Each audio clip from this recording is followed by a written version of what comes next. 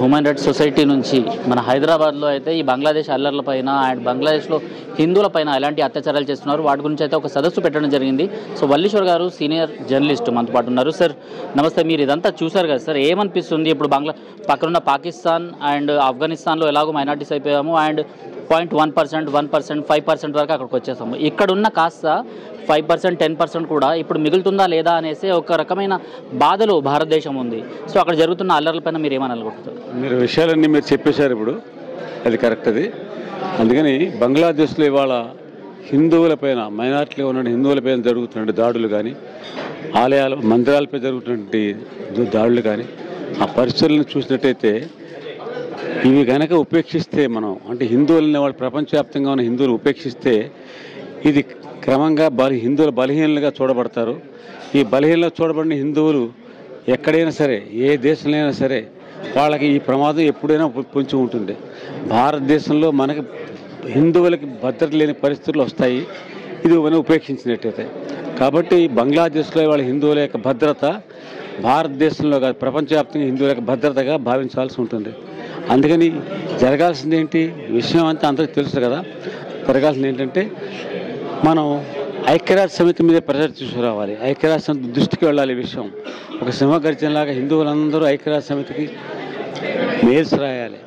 అలాగే భారత ప్రభుత్వానికి మద్దతునివ్వాలి. భారత ప్రభుత్వానికి, రాష్ట్రపతికి మనం అపోజిషన్ లెటర్స్ కూడా హిందువులంతా వాళ్ళు టెలిగ్రామ్ మెసేజ్లు పంపుతారా, మెయిల్స్ పంపుతారా, ఏదైనా సరే ఇది ఒక కన్సర్న్, ఒక తపన, ఒక ఆరాటం ఏదైతే ఉందో ఈ భద్రత, హిందువుల భద్రత గురించి తెలియాలి.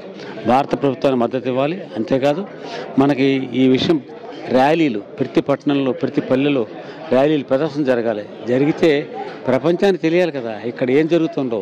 హిందువుల సింహగర్జన గురించి ప్రపంచానికి తెలియాలంటే ర్యాలీలు జరగాలి.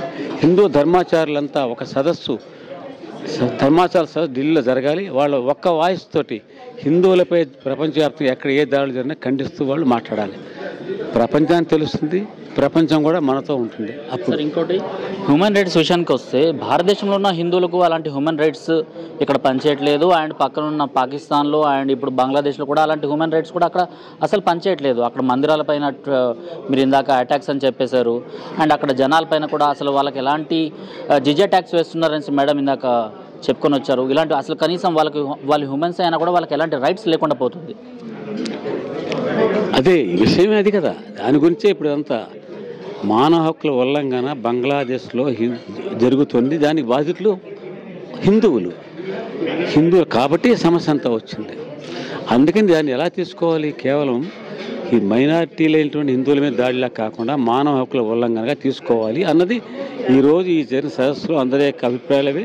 దీని మానవ హక్కుల ఉల్లంఘన, ఎందుకంటే హిందువుల యొక్క శక్తి, హిందువుల యొక్క జనాభా, హిందువుల యొక్క చరిత్ర చిన్నది కాదు కనుక మానవ హక్కుల ఉల్లంఘన తీసుకోవాలి. బంగ్లాదేశ్ ఏర్పడటానికి మనమే కారణం. బంగ్లాదేశ్ సెక్యులర్ గవర్నమెంట్గా ఏర్పడింది, తర్వాత అనేక రూపాంతరాలు చెందింది. ఇవాళ హిందువులు ఊచకోత గురవుతున్నారు కనుక ఇది మానవ హక్కుల ఉల్లంఘన. అదే విషయం, అదే దృష్టికోణం, ఆ కోణంలోనే ఇప్పుడు ఈ ప్రయత్నం అంతా భారత దేశం యొక్క, దేశంలో అన్ని ప్రాంతాల ప్రజల యొక్క, ప్రభుత్వం యొక్క దృష్టికి తీసుకెళ్ళాలి ఈ విషయాన్ని. దీనికి ప్రపంచవ్యాప్తంగా మన యొక్క కడుపు మంట, అంటే మన గుండె కోత ఏదైతే ఉందో అది వినబడాలి. అది ప్రయత్నం. తెలుగు మీడియా ఎందుకు దీన్ని ఒక పెద్ద న్యూస్ లాగా ఎందుకు చూడట్లేదు? ఎక్కడో పక్కన ఉన్న బంగ్లాదేశ్లో జరిగిపోయింది కదా, మాకు ఎందుకులే అనేసి ఎందుకు విడిచిపెట్టేస్తుంది? ఒక సీనియర్ జర్నలిస్ట్గా మీరేమంటారు? Right question to wrong person. మీడియాకి చాలా విషయాలు పట్టట్లేదు వాళ్ళకి, ఎందుకంటే ప్రపంచవ్యాప్తంగా జరిగే, పక్క దేశంలో జరిగేవి తక్కువ. తెలుగు మీడియాని సరే, ముఖ్యంగా లోకల్ న్యూస్ ఏదైతే ఉందో అదే ఎక్కువ మన దృష్టిని ఆకర్షిస్తుంది. దాని మీద ఎక్కువ దృష్టి వెళ్తుంది.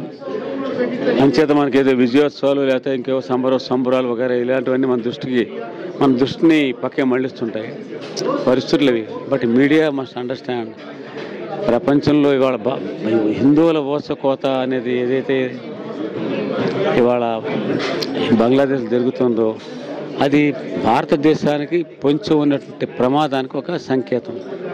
మీడియా, అన్ని భాషల మీడియా అర్థం చేసుకోవాలి ఈ విషయం. ధన్యవాదాలు.